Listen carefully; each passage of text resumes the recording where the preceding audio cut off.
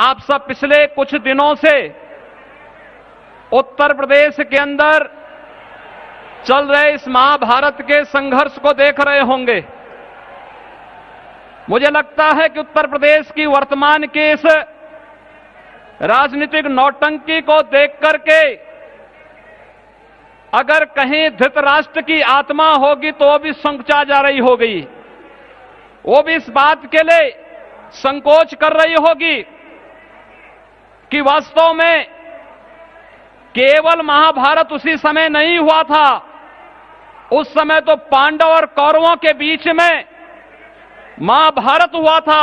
लेकिन आज का महाभारत केवल कौरव पक्ष के लोगों में सत्ता की छीना झपटी के लिए हो रहा है। प्रदेश का विकास और प्रदेश के आम जनमानस की समस्या को इनसे कोई लेना देना नहीं।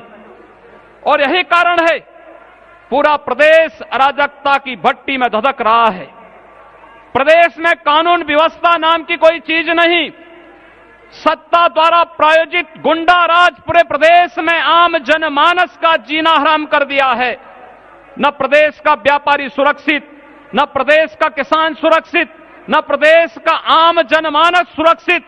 और इन स्थितियों में प्रदेश को भ्रष्टाचार से मुक्त करने के लिए, प्रदेश को इस गुंडा राज से मुक्त करने के लिए, प्रदेश की इस अराजकता से मुक्त करने के लिए भारतीय जनता पार्टी ने संकनाद प्रदेश में परिवर्तन के वाहक के रूप में स्वयं बनकर के किया है। और आप सबको इस परिवर्तन का वाहक बनना है। इस उद्देश्य से हम सब यहां पर उपस्थित हुए हैं।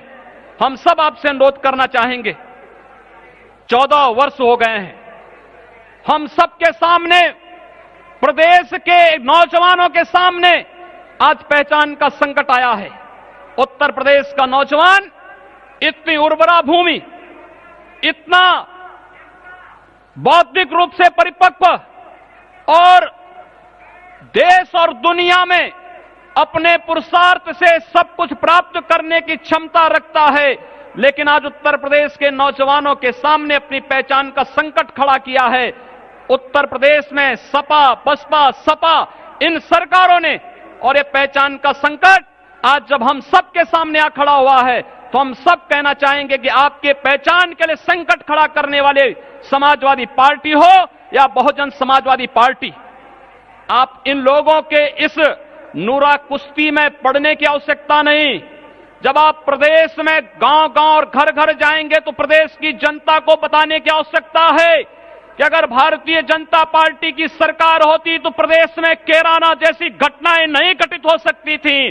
प्रदेश में अगर भारतीय जनता पार्टी की सरकार होती तो बरेली में हिंदू विरोधी दंगे नहीं हो सकते थे। प्रदेश में भारतीय जनता पार्टी की सरकार होती तो मुजफ्फरनगर की घटना नहीं घटित हो सकती थी।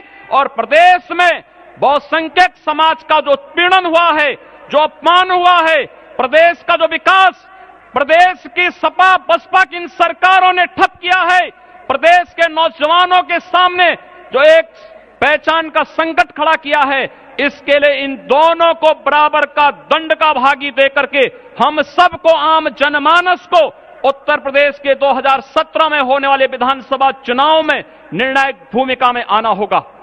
बंधुओं, मैं केवल एक वक्तव्य के साथ अपनी बात समाप्त करूंगा।